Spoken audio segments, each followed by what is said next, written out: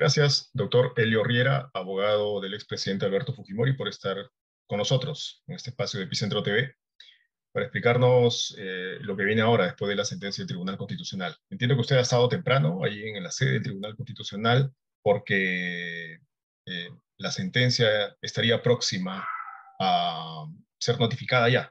¿Es correcto? Es correcto, Daniel. Muchas gracias por tu amable invitación y la oportunidad de comunicarnos con respecto a la ciudadanía de los avances de este tema.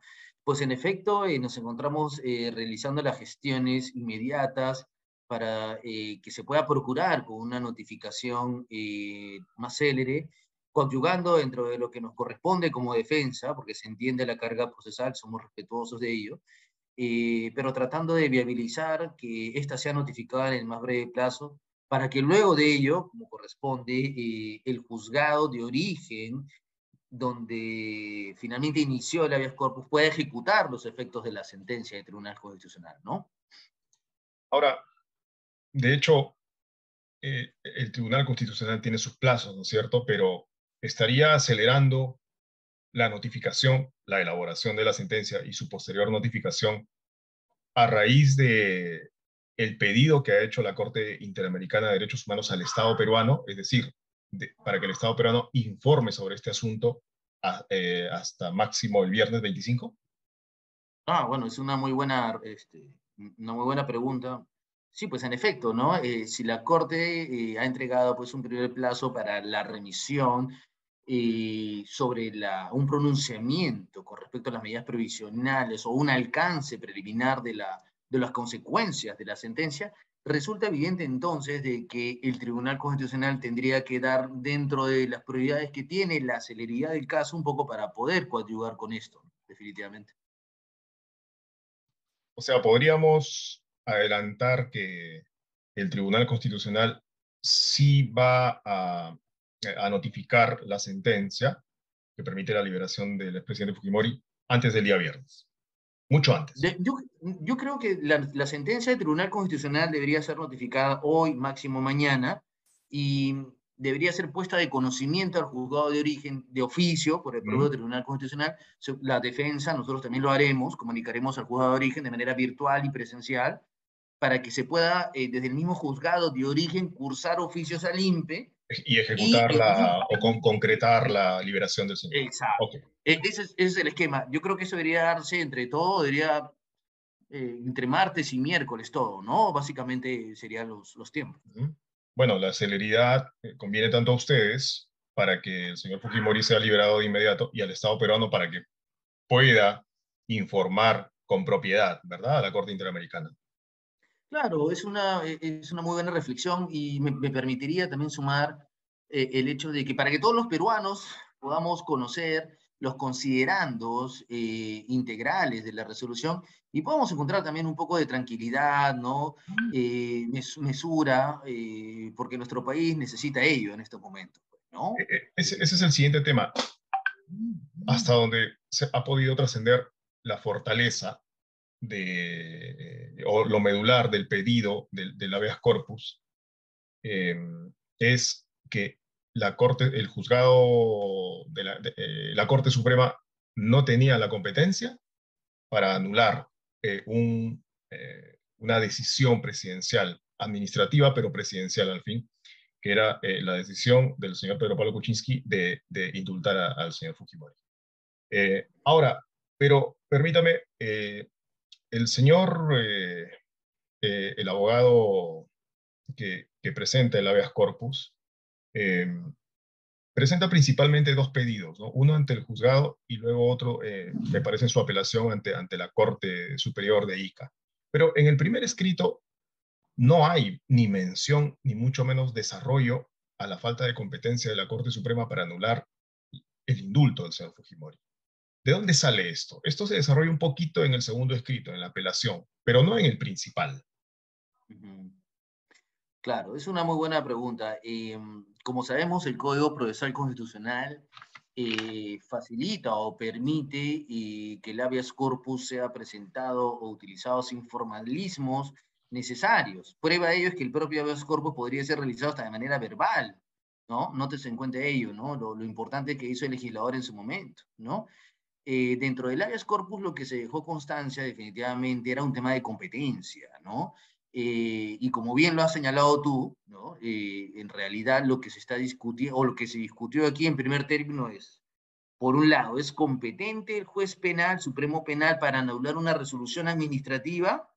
¿O debería de ser el juez constitucional quien al amparo de anteriores recomendaciones de la Corte Interamericana señaló que todo debería de cursarse por la vía constitucional?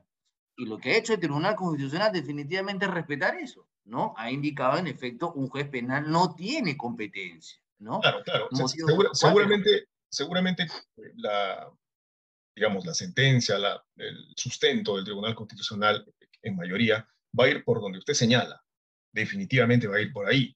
Estamos, digamos, Claro, parece que esta hipótesis ya está adquiriendo fuerza. A lo que voy es que claro. en el primer escrito, en el principal, en el original Ujú. del abogado Parco Alarcón, no hay ni mención ni desarrollo de que haya habido problemas con el tema, con el quid del asunto, que es el de la competencia de la Corte Suprema.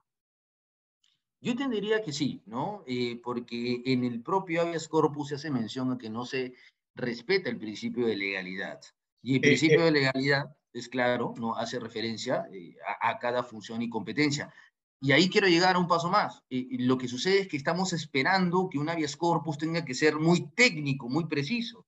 Y eso no necesariamente se condice con lo que dice el Código Procesal Constitucional, ¿no? El señor sostuvo, y es claro, no se respetó el principio de legalidad, la forma adecuada no era con el juez penal, y lógicamente de ahí es que deviene un razonamiento más didáctico, más académico del propio TC, ¿no? No se puede atribuir mayores formalismos a un habeas corpus que en realidad de por sí el propio Código Procesal establece que no debería tenerlos, ¿no? Quisiera pedirle cuál es la parte del habeas corpus, del primero, el que presenta ante el juzgado de ICA, que señala, que cuestiona la falta de competencia. Vamos a ver, el de 17 de abril de 2020, ¿cierto? El del 17 de abril de 2020, sí. Y Este yo, es, ¿no? o sea, en el escrito presentado el 17 de abril de 2020, cuya sumilla es interponer proceso de habeas corpus por vulnerar su integridad personal, el derecho a no Ujú. ser sometido a tortura o tratos inhumanos, humillantes, contaminación por coronavirus, y que se declare nula la resolución del juez supremo. Claro, que se declare nula, pero en el desarrollo, le decía, no hay eh, una explicación de por qué se debe declarar nula, pero específicamente por qué la Corte Suprema no era competente para anular el indulto. Entonces, si usted me puede explicar cuál es el momento exacto, cuál es el numeral exacto en el que se desarrolla esta idea, le agradecería, por favor. Claro. Por ejemplo, si nosotros ingresamos o revisamos el tema del petitorio, que es un poco extenso como tal, ¿qué nos dice después de donde estás humillado, donde dice inmediata libertad? Sí. Dice, por ser ilegal la resolución que declaró nula el indulto Ujú. presidencial siendo irreversible, por motivos fundamentados en salud, trato humano, por órdenes y motivos políticos, que el beneficiario no es peligro de la sociedad, por la avanzada edad, ¿no? De salud, ser sancionado ¿no? Al ser una persona adulto mayor, ya nadie puede soportar una prisión en esa edad, el Poder Judicial está siendo utilizado por fines políticos por intereses transnacionales que escapan a un proceso judicial, el Poder Judicial es un poder del Estado autónomo, ¿no? Autónomo.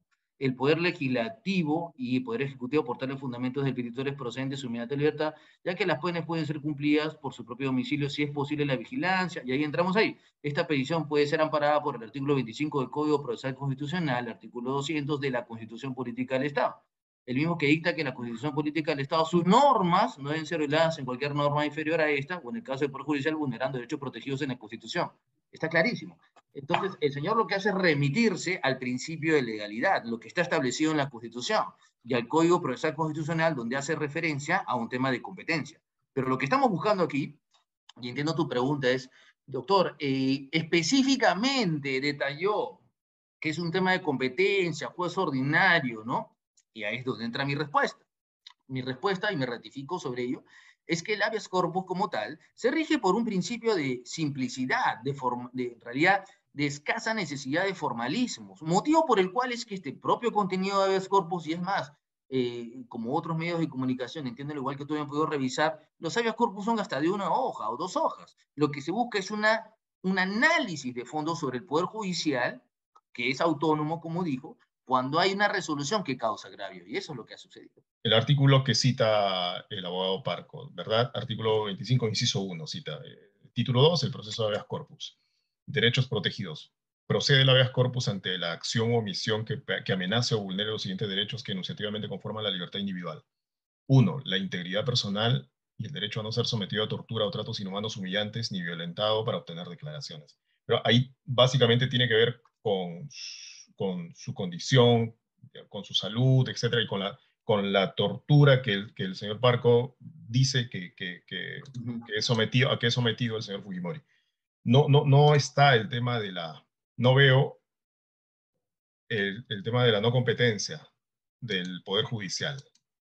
La finalidad de los procesos, artículo 1, ¿no? Los procesos a los que se refiere el presente título, la norma aplicable en ese momento, tienen por finalidad proteger los derechos constitucionales, reponiendo al Estado anterior la obligación o amenaza de la violación por acción u omisión, disponiendo del cumplimiento del mandato legal o del acto administrativo.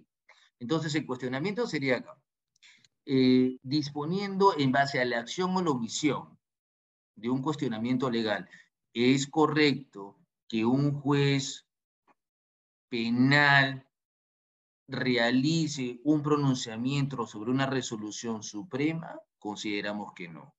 El habeas corpus, de por sí, faculta al juez constitucional, a la autoridad constitucional, a que revise el tema de fondo cuando exista un agravio. Y el agravio en concreto es que el señor Fujimori se encuentra privado de su libertad por este tema. Esa reflexión que usted está realizando en este momento o ese análisis es suyo, es producto de otras circunstancias, del conocimiento de la norma, etcétera. Pero no necesariamente es el que despliega el abogado Parco Alarcón en su escrito de habeas corpus en el que estamos reseñando en este momento. Lo que usted dice no está plasmado en el habeas corpus. Entonces, a partir de qué los tribunos, los magistrados del Tribunal Constitucional que votaron a favor, han hecho el análisis? ¿Sobre No, qué? sobre qué es clarísimo. ¿O Hay un sobre libro, nada? no, de ninguna manera. Hay un libro muy interesante y muy, pero muy importante de formación para todos los abogados, que es El método de interpretación de la norma. O sea, no, y eso es por Marcial Rubio Correa. O sea, los abogados estamos formados no para interpretar una norma de forma literal, ¿no? La norma tiene que ser interpretada desde un método, desde el punto de vista sistemático, en concordancia con otras normas. No, ni siquiera se menciona en este primer escrito de habeas corpus el problema de la competencia, de la supuesta incompetencia de la Corte Suprema, ¿no es cierto? Ni siquiera se menciona. Por eso es que quería saber de dónde sale, de dónde saldría esta conclusión, esta gran conclusión del Tribunal Constitucional. Ahora bien, esto es el 17 de abril de 2020. Así tal cual ingresa este documento al juzgado de Ica sin ninguna mención a la falta de competencia. ¿Ustedes en qué momento se enteran y se suman al pedido? Si nosotros nos sumamos, si no me recuerdo, a finales del año pasado, y para coadyuvar y darle mayor fortaleza y sustento y seguimiento y apoyo a este proceso constitucional, ¿no? Antes, ¿no? No, porque a nivel judicial no estábamos apersonados. A lo que iba, doctor, es que recién en la apelación, que se presenta en junio del 2020, el abogado Parco introduce un párrafo en el que dice, en realidad él se plantea una pregunta, aunque no pone los signos de interrogación, mención aparte, no hay una buena redacción del escrito, y dice, el juzgado supremo era competente para revisar el indulto por razones humanitarias otorgado a Alberto Fujimori. El tono de pregunta se la doy yo, pero en realidad él no lo plantea así. Pero recién ahí es que él incorpora el tema de la competencia. Claro. Y luego dice, no se puede dictar nula una resolución suprema que declara precedente el indulto presidencial. Una ley Claro. es derogada solo por otra ley. Entonces, allí él introduce otro componente que no estaba presente en su escrito original. Claro, pero nuevamente, eso no limita el hecho de que un juzgado constitucional no se pronuncie sobre el tema de fondo, porque estamos hablando justamente de un proceso constitucional. Entonces, pretender el hecho de que por incorporar mejores alegatos, doctrina, jurisprudencia, contravenga el principio de unidad de alegación, es decir, no lo dijiste al comienzo claramente, es contradictorio con las normas procesales constitucionales, porque lo que se busca finalmente es un rol tuitivo, proteccionista para la afectación de un derecho fundamental.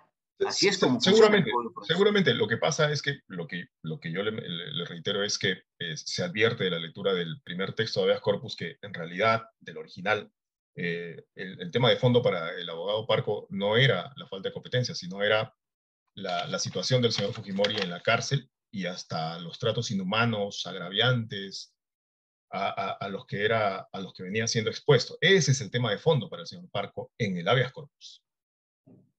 Respetable de su punto de vista, Daniel, yo considero de que No, el no, hecho de, de la lectura yo del por eso, texto, de ¿no la es cierto? lectura, yo hago una interpretación sistemática, en Ujú. este caso, de la norma y la lectura. Yo comprendo y respeto la interpretación literal que está haciendo, pero la interpretación que se realiza, no lo digo yo, Marcelo Rubio Correa, los métodos de interpretación de la norma, cuando hacen referencia a un mandato constitucional, a la Constitución y al Código Procesal, nos obliga a nosotros, a las partes y sobre todo a un juez, a buscar la razón. Si usted me dice, ¿está específicamente eso? Pues no, ¿es necesario? Tampoco, ¿no? Pero sí, respetable el punto de vista de usted y definitivamente estamos en democracia y es válido, ¿no? Ya el procurador anticorrupción, Javier Pacheco, también ha actualizado las cifras de la reparación civil que aún debe pagar el señor Fujimori. Las ha actualizado, creo, en 51 millones de soles, ¿no? De los 25 millones aproximadamente ¿Correcto? inicialmente, con intereses. Ahora, pero una gran crítica es que no ha aportado un sol. ¿Por qué? Bueno, yo más bien lo veo de otro lado. Es más importante un tema patrimonial en estos momentos para un indulto humanitario que el derecho a la vida. Si permitimos esa premisa, la cual es válida, respetable, ¿no? Porque para eso estamos en democracia, tendría yo que decir lo siguiente: es necesario que yo pague una reparación para que se proceda un indulto, una facultad presidencial, ¿no? Yo considero en el caso en concreto que se va a tener que realizar una ponderación de derechos, particularmente para mi persona, respetable la de usted, la de diversos colegas, tiene que prevalecer el derecho a la vida. Es una persona de Ahora, 85 años, ¿no?